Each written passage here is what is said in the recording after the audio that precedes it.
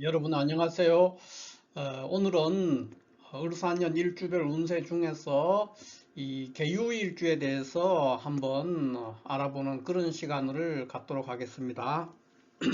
먼저 이 개유일주는 물상적으로 이게 이제 유금이 술잔입니다. 그 속에 있는 개수는 이제 물이니까 술 항아리 또는 술잔의 물상이 되죠. 그래서 보통 이제 개유일주는 보통 그 술과 관련되어 있는 일로서 여러 가지 사건, 사고, 또 사연이 많은 그런 사람이 됩니다. 그래서 보통 개유일주는 이제 색정으로 인해서, 그러니까 복잡한 이성 문제로 인해서 곤란한 처지에 처하기도 하고, 술을 마시면은 이제 주사가 생기거나 하는 그런 일도 있는 그런 경우가 흔하다 이렇게 볼 수가 있죠. 그 다음에 또 하나의 이제 물상적인 특징은 개유일주는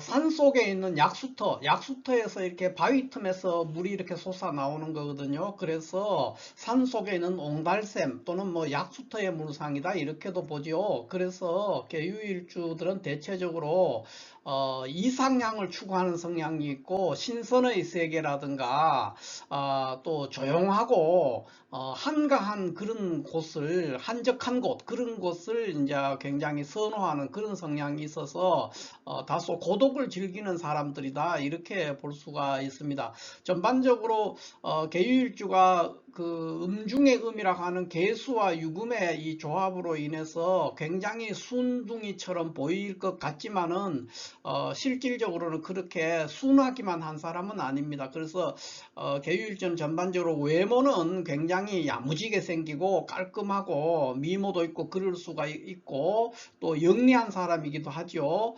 또 처세에 밝기도 하고 그러니까 눈치가 빠르다는 겁니다. 그러니까 아무 데서나 덤벙대고 막 뛰어들고 이렇게 하는 사람들은 아니라는 것이죠. 그러나 여자 이제 계유일주는 이게 굉장히 기가 세다 그럽니다. 계유일주는 이게 이제 조금 이따가 제가 말씀을 드리겠지만은 다른 그 신살이나 나분모행이나 이런 거 따졌을 때 계유일주는 굉장히 기가 센 여자입니다. 그래서 남편에게 그냥 이렇게 끌려다니는 그런 사람은 아니라는 거죠. 보통 이제 남편에게 순종하지 않는다 이렇게도 표현을 합니다. 이게 이제 계유일주고 남자가 만약에 계유일주다 하면은 거꾸로 굉장히 기가 센 여자 쉽게 말하면 더 센 여자 그런 사람들을 만나면 해로할 수 있다 이렇게 얘기를 합니다. 그만큼 계유일주가 음간들로 이루어져 있지만은 은근히 굉장하게 그 집요하고 강인한 그런 성정을 보인다는 것이죠. 그렇기 때문에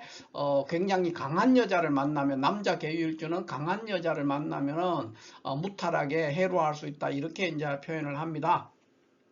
또 계유일주는 십신으로 한번 따져보면 일지유금이 편인에 해당이 되죠. 이렇게 해서 편인이니까 보통 이제 그 편인성으로 인해서 궁금하면 못 참는 그러니까 궁금하면 견딜 수 없죠. 이제 그런 성향들이 있고 또 눈치라든가 눈썰미 이런 것들도 굉장히 좋고 그러니까 일을 할 때 일머리를 파악한다든가 일을 처리하는 과정에 굉장히 손이 빠르고 기획력이 좋은 사람이다 이렇게 이제 보통 표현을 합니다. 그 외에 이제 계유일주가 가지고 있는 우리가 신살로 볼 것 같으면은 계유일주는 이게 이제 나체도화에 해당이 되거든요. 그러니까 양가는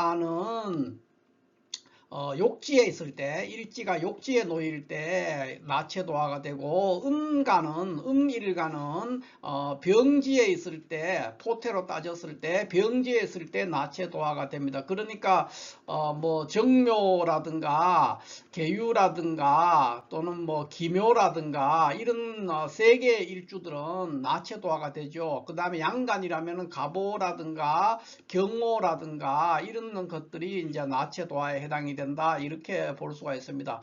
이게 이제 나체도화의 특징인데 계유일주도 이제 그 병지 음일간인데 지지에 유금이 병지에 해당이 되기 때문에 나체도화에 해당이 돼서 나체도화에 해당되면 보통 유흥이라든가 주색 잡기와 관련되는 사건 사고에 많이 연루되고 복잡한 이성 문제가 있다든가 하는 그런 문제가 생길 수가 있습니다.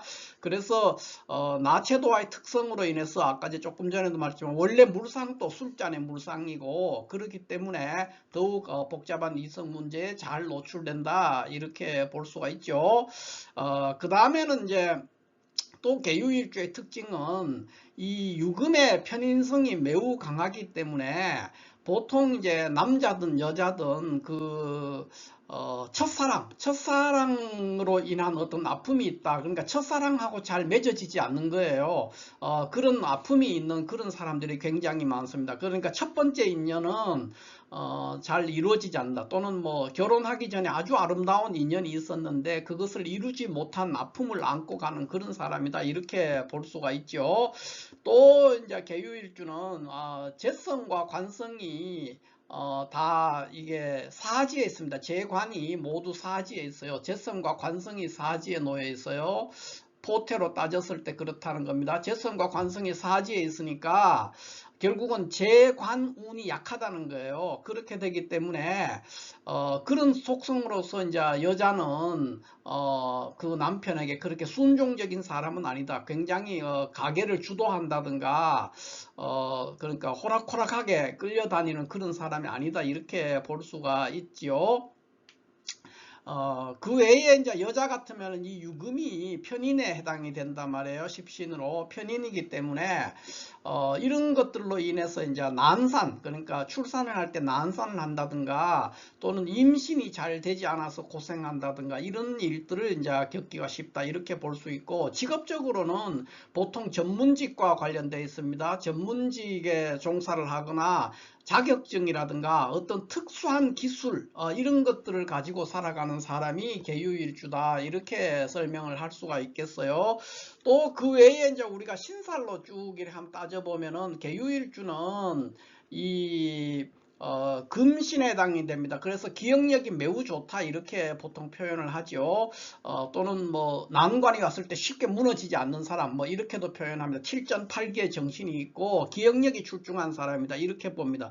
그러나 또 한편으로는 유금은 우리가 당사주식으로 따지면 이게 천인성입니다. 천인성. 그렇기 때문에 만기칠람 하려고 하는 거예요. 그러니까 다소 이제 오지랖 넓은 그런 행동을 하기 쉽다는 거죠. 그러니까 여기저기 참견한다든가 하는 그런 모든 것을 내가 확인하고 거기에 참견해서 한마디씩 해야 돼요. 그런 것 또는 뭐 어떤 사람의 속마음을 떠보려고 하는 어떤 그런 노력들, 그런 심성들을 가지고 있다 이렇게 볼 수가 있고요.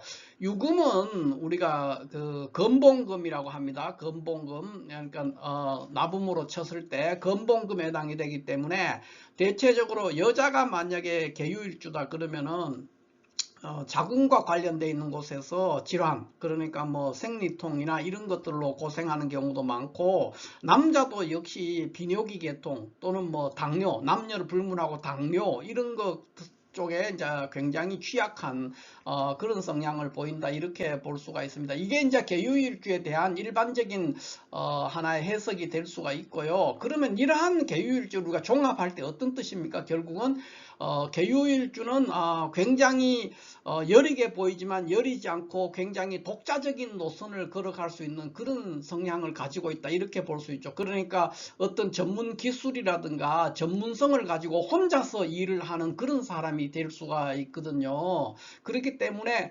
계유일주가 을사년을 만났을 때 이러한 계유일주의 독자성, 그러니까 어떤 전문적인 어떤 기술이나 이런 걸 가지고 독자적으로 또는 조용히 일을 처리하는 그런 사람이란 말이에요. 그러니까 거기에 을사일주가 합당하냐는 것이죠. 을사일주가 을사년이 그래서 합당하면은 길하는 것이고 그렇지 않으면은 좀 고전을 할 수가 있겠죠.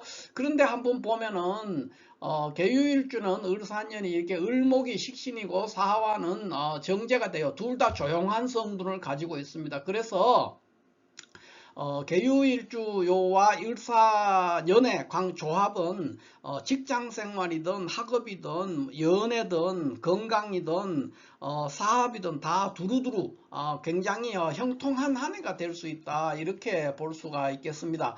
그러나 이제 이것은 일주와 이것만의 비교로서 이제 설명하는 것이고, 전체 사주 구조에서는 또 이제 다른 현상들을 보이죠. 그래서 한번 볼 것 같으면은 계유일주가 만약에 천간에 이렇게 갑을목이 있다. 그러니까 원사주에 이미 갑목이나 을목이 있는 데서 을사년이 이렇게 오면은 이 경우는 굉장히 길한 한 해가 될 수가 있습니다. 뭐 갑을이 어디에 있든 상관이 없습니다. 그런데 갑을이 없는 상태에서 여기에 만약에 그 을사년이 왔다, 그렇게 되면은 경우에 따라서는 좀 안 좋을 수도 있고, 또 여기에 이제 경금이라든가 신금이 이렇게 기다리고 있으면 더더욱이 좀 불리한 한 해가 될 수가 있겠습니다.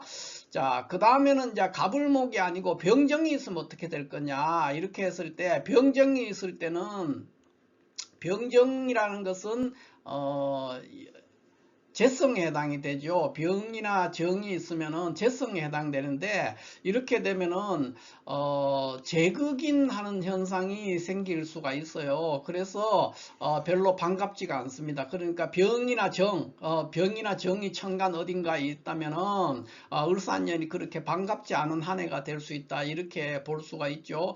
그러니까 뭐 여러 가지 돈이나 뭐 또는 사업하는 사람이 곤란에 처하기가 쉽고, 또 변동, 거의 일이 다 됐다가 도로 원상으로 돌아가 버리는, 그러니까 그런 일들, 그러니까 일이 성사 직전 단계에서 수포로 돌아가 버리는 그런 일들을 경험하기 쉽다, 이렇게 볼 수가 있고, 또 그게 아니라면은 뭐 여러 가지 돈이나 여자 문제, 남자라면 돈이나 여자 문제, 또 여자라면 그냥 돈의 문제, 그런 것들로 인해서 다소 곤란한 처지에 빠질 수가 있습니다. 그 다음에 무토나 기토가 있으면 어떻게 될 것이냐, 이랬을 때 무토나 기토가 있으면은 대체적으로 굉장히 좋다, 이렇게 볼 수 있습니다.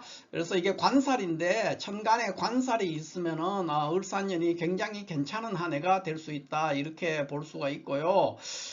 그 다음에는 이제 경금이나 신금이 있으면은 천간에 경금이나 신금이 있을 때는 다소 안 좋을 수가 있죠. 그러니까 도식하는 현상이 있어서 썩 좋지 않을 수가 있습니다. 그러나 전체 구조에 또 다른 거고 관계에서는 안 그럴 수도 있습니다. 그래서 이것은 이제 자세히 살펴봐야 된다, 이렇게 볼 수가 있죠. 그 다음에 임계수가 있으면 어떻게 되느냐, 임계수가 있으면은 문제가 없습니다. 그러니까 원활하게 돌아갈 수 있죠. 그러니까 을목이 살아나기 때문에 식신이 사는 그런 운이 되기 때문에 천간에 임계수가 있는 사람도 역시 을사년이 좋은 한 해가 될 수 있다, 이렇게 볼 수 있습니다. 그러면 천간에 오는 글자는 그렇고요. 지지로 오는 글자는 어떤 글자가 있어야 되냐, 만약에 원사주에 해수가 있다, 또 뭐 신금이 있다, 이렇게 되면은 이제 썩 좋은 현상이 아닐 수 있습니다. 그래서 다소 번거로운 일들이 생길 수가 있고,